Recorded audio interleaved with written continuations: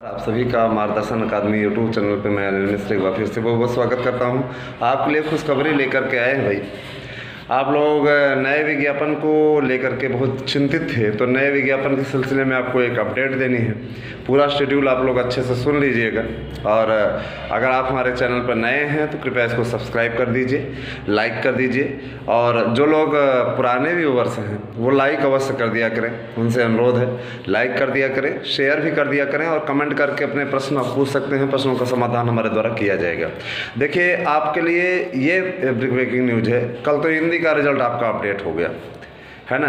कला का भी रिजल्ट आप लोगों का बालिका वर्ग का आ गया। बालक वर्ग में भी कोई प्रॉब्लम नहीं है, बहुत जल्दी ही वो भी जारी हो जाएगा। ठीक है, परेशान ना हो, उसको लेकर के कोई विधिक अड़चन नहीं है। इस प्रकार के अफवाहों से दूर रहे। एनआईसी ने अपना काम नहीं पूरा किया हुआ था, बालिका वर्ग का चढ़ाया था तो बालिका वर्ग का दे दिया गया, बालक वर्ग का भी आ जाएगा, उसमें कोई विधिक अड़चन नहीं है। ठीक है, तो उसको लेकर चिंतित ना हो और अफवाहों पर ध्यान ना दें। आपके लिए ये नई शिक्षक भर्ती का शेड्यूल मैं बताने चल रहा हूँ। ये है जूनियर शिक्षकों की भर्ती। देखिए, जूनियर शिक्षकों की भर्ती में कुल पदों की संख्या 1894 है। विज्ञापन की तिथि 25 फरवरी। 25 फरवरी को इसका विज्ञापन आ जाएगा।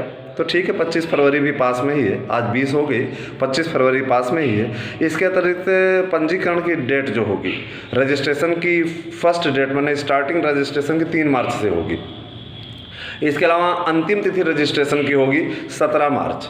ठीक है, आपका बहुत कम टाइम है आवेदन करने का, इसलिए आवेदन के लिए अंतिम तिथि का इंतजार कतई न करें।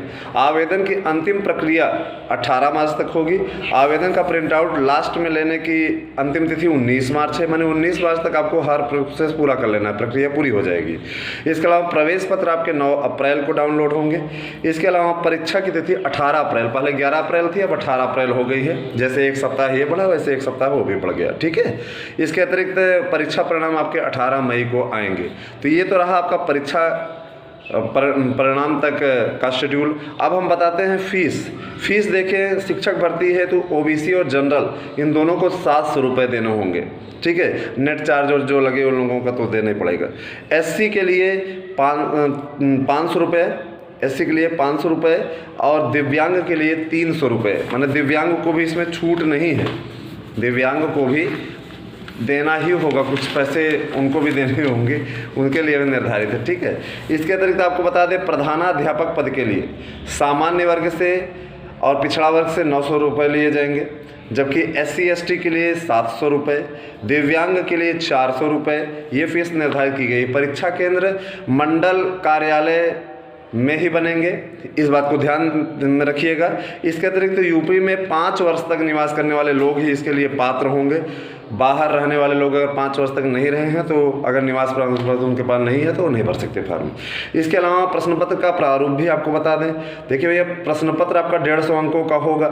शिक्षक भर्ती के लिए और प्रधानाध्यापक भर्ती के लिए, दोनों के लिए 150 अंकों का होगा। और प्रथम खंड में 50 प्रश्न आपके GS से पूछे जाएंगे, और 100 प्रश्न आपके विषय से होंगे, जैसे कि विज्ञान, गणित, हिंदी, संस्कृत और सामाजिक विज्ञान। इन 5 विषयों की ही भर्ती है ये। तो इनसे 100 प्रश्न होंगे। आपका जो विषय है आप उसको चुन सकते हैं, उसमें से आप कर सकते हैं। जो ये भ्रांतियाँ फैली हुई है कि गणित विज्ञान दोनों करना पड़ेगा, इस अफवाहों से दूर रहे। आप अपने सिर्फ विषय की तैयारी करें। पैकेजेस कोर्स उपलब्ध हैं, उनको ले लीजिए, आपके लिए बहुत ही लाभदायक होगा। सभी का इकट्ठा करके हम उसके बाद डिस्पैच करने वाले हैं। बहुत जल्दी ही आप लोगों को डिस्पैच हो जाएगा, जिनका जमा हो जाएगा शुल्क। ठीक है, इसके अतिरिक्त आपको सिर्फ 1500 रुपये का शुल्क रखा गया है, अधिक हमने शुल्क रखा भी नहीं है। प्रधानाध्यापक पदों के लिए, प्रधानाचार्य पदों के लिए ध्यान दीजिएगा, 50 अंक का आपका प्रबंधन से पूछेगा सेकंड पेपर में। इसके अलावा पहला प्रश्न पत्र आपका वही होगा जो आपका रहा है सहायक अध्यापक भर्ती के लिए। इसके अतिरिक्त जो पासिंग मार्क है 65%, 65% पे जनरल पास माना जाएगा। 65% का मतलब जैसे 97 प्रश्न होता है, 97 प्रश्न पे अंक पाने पे आपका सामान्य वर्ग, और आरक्षित वर्ग 60% पाने पर, माने 90 नंबर पाने पर आरक्षित वर्ग, जिसमें EWS भी शामिल है, उसे पास माना जाएगा। तो ये आप लोगों को शामिल बताया गया, पूरा शेड्यूल आपको, पूरा हमने कार्यक्रम बता दिया। तैयारियां करना आरंभ कर दीजिए, समय आपके पास बहुत कम है, और इसका लाभ आप अवश्य उठाएं, क्योंकि इतनी अच्छी भर्ती कभी आपको देखने को नहीं मिली होगी। है ना। रही बात ये कि पदों की संख्या कम है, कुछ लोग इस बात को भी लेके दुखी होते हैं।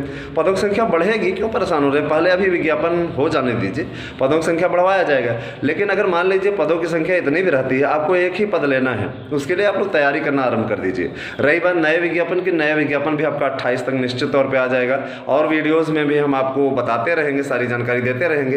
तो बस इतना ही अभी कहना है। बाकी प्रातःकाल का समय है, विद्यालय जाने का टाइम है, तो आपसे फिर हम और बाद में बात करते हैं। वीडियो देखने के लिए आपका बहुत बहुत धन्यवाद। आप सभी का दिन शुभ हो।